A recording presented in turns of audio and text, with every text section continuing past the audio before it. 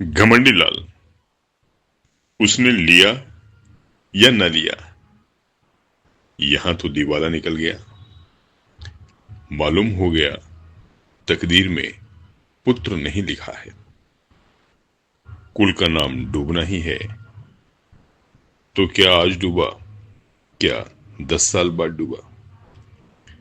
अब कहीं चला जाऊंगा, गृहस्थी में कौन सा सुख रखा है। बहुत देर तक खड़े खड़े अपने भाग्य को रोते रहे, पर निरुपमा ने सिर तक न उठाया। निरुपमा के सिर फिर वही विपत्ति आ पड़ी, फिर वही ताने, वही अपमान, वही अनादर, वही छीछा लेदर। किसी को चिंता न रहती कि खाती पीती है या नहीं, अच्छी है या बीमार है, दुखी है या सुखी। घमंडी लाल यद्यपि कहीं न गए, पर निरुपमा को यह धमकी प्रायः नित्य ही मिलती रहती थी। कई महीने यूं ही गुजर गए तो निरुपमा ने फिर भावच को लिखा कि तुमने और भी मुझे विपत्ति में डाल दिया। इससे तो पहले ही भली थी। अब तो कोई बात भी नहीं पूछता कि मरती है या जीती है। अगर यही दशा रही तो स्वामी जी चाहे सन्यास लें या ना लें, लेकिन मैं संसार को अवश्य त्याग दूंगी।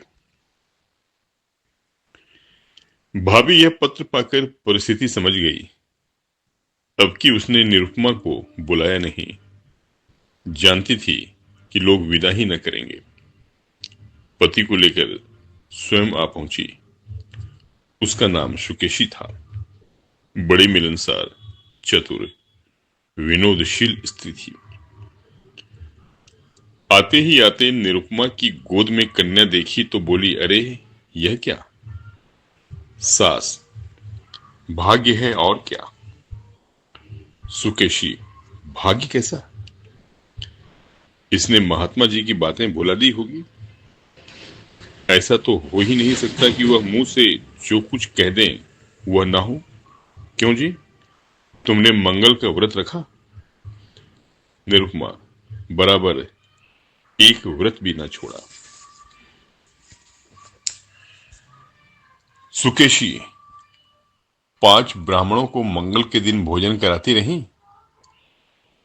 निरुपमा, यह तो उन्होंने नहीं कहा था। सुकेशी, तुम्हारा सिर मुझे खूब याद है। मेरे सामने उन्होंने बहुत जोर देकर कहा था। तुमने सोचा होगा ब्राह्मणों को भोज कराने से क्या होता है। यह न समझा कि कोई अनुष्ठान सफल नहीं होता जब तक विधिवत उसका पालन न किया जाए। सास, इसने कभी इसकी चर्चा ही नहीं की। नहीं 5 क्या 10 ब्राह्मणों को जिमा देती। तुम्हारे धर्म से कुछ कमी नहीं है। सुकेशी, कुछ नहीं, भूल हो गई और क्या। रानी, बेटे का मुंह यूं देखना नसीब नहीं होता। बड़े बड़े जप तप करने पड़ते हैं। तुम मंगल के एक व्रत ही में से घबरा गई। सास, अभागिनी है और क्या। घमंडी लाल, ऐसी कौन सी बड़ी बातें थी जो याद न रही। वह खुद हम लोगों को जलाना चाहती है। सास, वही तो कहूं कि महात्मा की बात कैसे निष्फल हुई। यहां 7 वर्षों तक तुलसी माई को दिया चढ़ाया, तब जाके बच्चे का जन्म हुआ। घमंडी लाल, इन्होंने समझा था दाल भात का कौर है। सुकेशी, खैर, अब जो हुआ सो हुआ। कल मंगल है, फिर व्रत रखो और अब की 7 ब्राह्मणों को जिमाओ। देखें कैसे महात्मा जी की बात पूरी नहीं होती। घमंडी लाल, व्यर्थ है, इनके लिए कुछ न होगा। सुकेशी, बाबूजी, आप विद्वान समझदार होकर इतना दिल छोटा करते हैं। अभी आपकी उम्र ही क्या है? कितने पुत्र लीजिएगा? नाकों दम ना हो जाए तो कहिएगा। सास, बेटी, दूध पूत से भी किसी का मन भरा है? सुकेशी, ईश्वर ने चाहा तो आप लोगों का मन भर जाएगा, मेरा तो भर गया।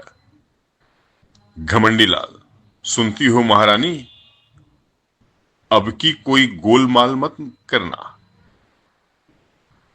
अपनी भाभी से सब ब्यौरा अच्छी तरह पूछ लेना।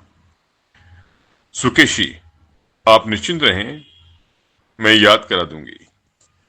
क्या भोजन करना होगा, कैसे करना होगा, कैसे स्नान करना होगा, यह सब सिखा दूंगी। और अम्मा जी, आज के 18 मास बाद आपसे कोई भारी इनाम लूंगी। सुकेशी 1 सप्ताह यहां रही और निरुपमा को खूब लिखा पढ़ा कर चली गई। निरुपमा का इकबाल फिर चमका। घमंडी लाल अब की इतने आश्वासित हुए कि भविष्य ने पूत को भुला दिया। निरुपमा फिर बांदी से रानी हुई। सास फिर उसे पान की भांति फेरने लगी। लोग उसका मुंह जोहने लगे। दिन गुजरने लगे। निरुपमा कभी कहती, अम्मा जी, आज मैंने स्वप्न देखा कि एक वृद्धा स्त्री ने आकर मुझे पुकारा और एक नारियल देकर बोली, ये तुम्हें दिए जाती हूं। कभी कहती, अम्मा जी, अब की न जाने क्यों मेरे दिल में बड़ी बड़ी उमंगें पैदा हो रही हैं। जी चाहता है खूब गाना सुनूं, नदी में खूब स्नान करूं, हरदम नशा सा छाया रहता है।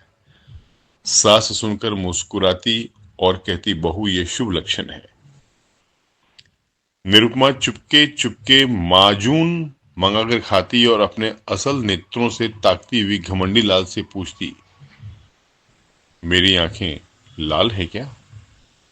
घमंडी लाल खुश होकर कहते, मालूम होता है नशा चढ़ा हुआ है, यह शुभ लक्षण है। निरुपमा को सुगंधों से कभी इतना प्रेम न था। फूलों के गजरों पर अब वह जान देती थी। घमंडी लाल अब नित्य सोते समय उसे महाभारत की वीर कथाएं पढ़कर सुनाते। कभी गुरु गोविंद सिंह की कीर्ति का वर्णन करते। अभिमन्यु की कथा से निरुपमा को बड़ा प्रेम था। पिता अपने आने वाले पुत्र को वीर संस्कारों से परिपूरित कर देना चाहता था।